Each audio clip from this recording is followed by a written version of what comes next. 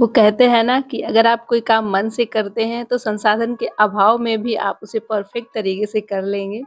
तो उसी तरीके से आज मैंने बनाया है डोमिनोज स्टाइल पिज़्ज़ा, जो कि बिल्कुल परफेक्ट तरीके से कढ़ाई में बना कर के तैयार किया है, बिना ओवन के। और इसका जो बेस है ना, वो बिल्कुल जैसे आप डोमिनोज में खाते हैं, जालीदार, एकदम स्पॉन्जी और सॉफ्ट, और नीचे की जो लेयर होती है वो क्रिस्पी और पूरा पका हुआ, बहुत ही आसान तरीके से बनकर के रेडी हो जाता है। तो हेलो एवरीवन, मैं सोना ऑसम फूड विद सोना में आप सभी का स्वागत करती हूँ। तो फिर चलिए बनाते हैं। और आप सब भी जानते हैं कि ये डोमिनोज़ में कितना महंगा पिज़्ज़ा मिलता है। अगर आप एक ठीक-ठाक पिज़्ज़ा खाएँगे ना तो 250-300 के आसपास ही आता है। लेकिन घर में आप जब इसे बनाएँगे और उतना परफेक्ट बनेगा और इतने कम खर्च में, तो सच में आपको भी बहुत ज़्यादा खुशी होगी। तो मैंने यहाँ पर 1 कप गुनगुना पानी ले लिया है। अब देखिए, मैंने मेज़र करने के लिए 1 टीस्पून लिया है और यही 1 टीस्पून भर कर के डालेंगे ड्राई ईस्ट। इसे एक्टिव करने के लिए लगभग 5 से 6 मिनट के लिए छोड़ देंगे। और इसमें मैंने 1 चम्मच ही डाला हुआ है चीनी। तो ये चीनी भी घुल जाएगी तब तक, और ये जो ईस्ट है ना, ये भी अच्छे से एक्टिव हो जाएगा। तो इसे बॉम्ब जगह पर ही रखें और ढक कर के रख दें। तब तक ना हम यहाँ पर कुछ दूसरी तैयारी कर लेते हैं। तो आप सभी से ना एक बात और कहना चाहती हूँ, अगर आप सभी मेरे चैनल पर नए हों तो चैनल को सब्सक्राइब ज़रूर कर लें और बेल आइकन भी दबा दिया करें, ताकि हर एक वीडियो की नोटिफिकेशन भी आप तक पहुंच जाया करे। अब देखिए, यहाँ पर मैं जो मैदा है ना, वो भी नाप करके ले रही हूँ। तो 2 कप मैंने मैदा लिया है, साथ में मैंने हाफ टी स्पून डाला है नमक, और 2 चम्मच मैंने लिया है दही। तो ये खट्टा दही नहीं था, नॉर्मल दही था। और दही इसमें बिल्कुल ऑप्शनल है, अगर आप ईस्ट ले रहे हैं तो दही लेने की ज़रूरत नहीं है, लेकिन मेरे पास था तो मैंने 2 चम्मच डाल दिया है। अब देखिए, करीब 6 से 7 मिनट हो चुके हैं और ये जो ईस्ट है ना, कितना बढ़िया ऊपर तक झाग दे कर के फूल गया है। बस ये अच्छे से एक्टिव हो चुका है। और आप यही पहचान लगा सकते हैं कि अगर आपका ईस्ट सही सलामत है, ख़राब नहीं हुआ है, तो ये अच्छे से फूल जाता है। और अगर ये फूलता नहीं है तो आप बिल्कुल भी ना यूज़ करें, फिर वो एक्टिव नहीं होगा और वो ख़राब हो चुका होगा। तो ये पहचान होती है अच्छे ईस्ट की। इसके बाद में ये सारा पानी मैंने डाल दिया है। अच्छा देखिए, अगर आप बिल्कुल बिगिनर हैं और आपने कभी भी नहीं बनाया है और आपको लग रहा है डर कि पता नहीं बनेगा कि नहीं बनेगा, तो आप ये सारी चीज़ें फॉलो करेंगे ना, आपने कभी नहीं बनाया होगा तब भी परफेक्ट बनेगा। तो यहाँ पर बात आती है पानी डालने की। तो जब आप 2 कप मैदा ले रहे हैं ना, तो उसमें 1 कप पानी ले लीजिएगा और उसी में आप ईस्ट डाल दीजिए, उतना ही पानी सफिशिएंट होगा। अब देखिए, डो ना आपको लग रहा होगा कितना ये गीला-गीला सा है।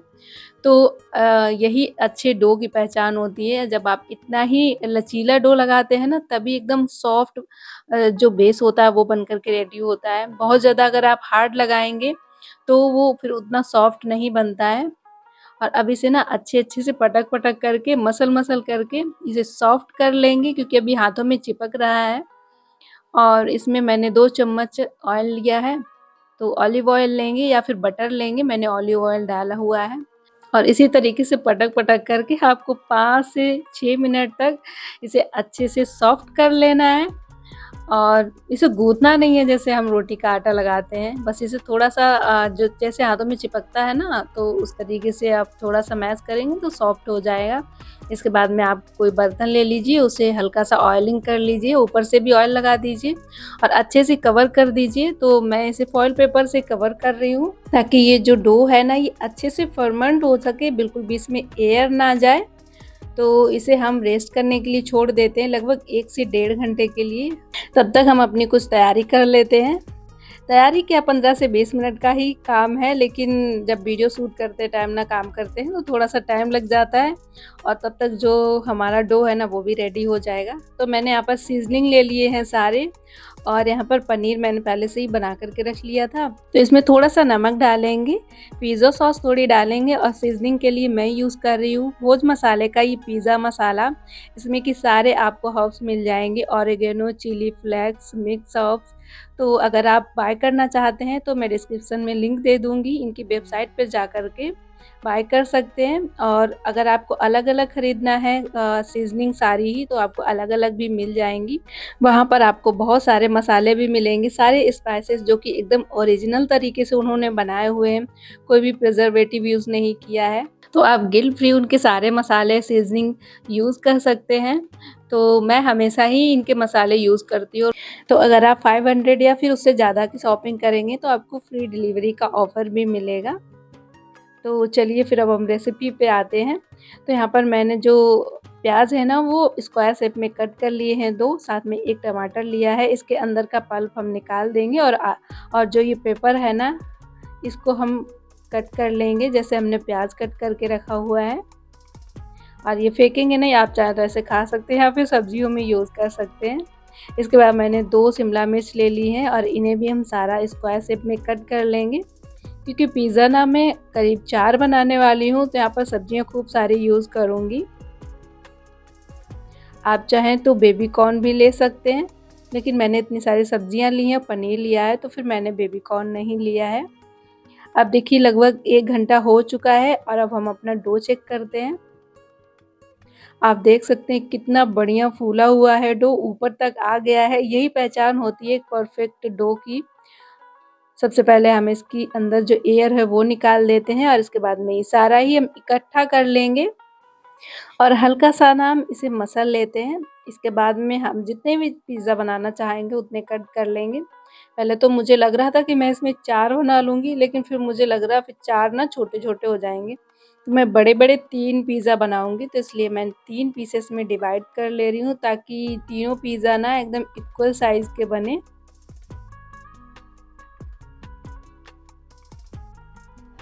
और बस इनके ऊपर हम ना थोड़ा-थोड़ा सा ऑयल लगा कर के रख देते हैं ताकि जब तक हम पहला पिज़्ज़ा बनाएँगे, दूसरा बनाएँगे तब तक ना ये ऊपर से सूखे नहीं।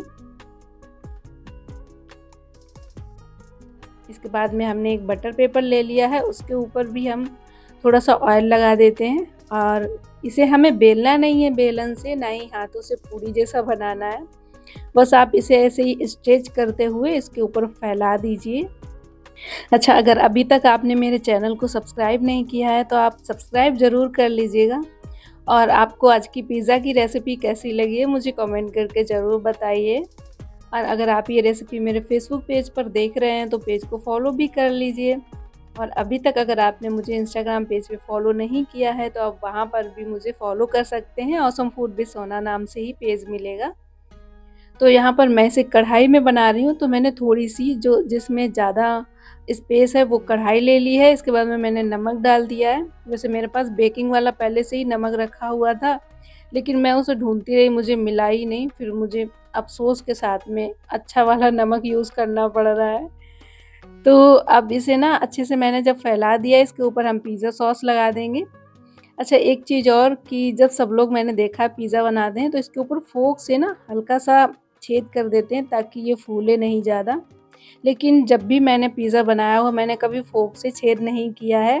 मैंने कुछ भी नहीं किया है, तब मुझे ज़्यादा रिज़ल्ट अच्छा लगा क्योंकि ये अच्छे से अंदर तक जाली बन जाती है। जब गैस बाहर नहीं आती है ना तो ये अच्छे से फूलता है, थोड़ी-सी जाली बन जाती है।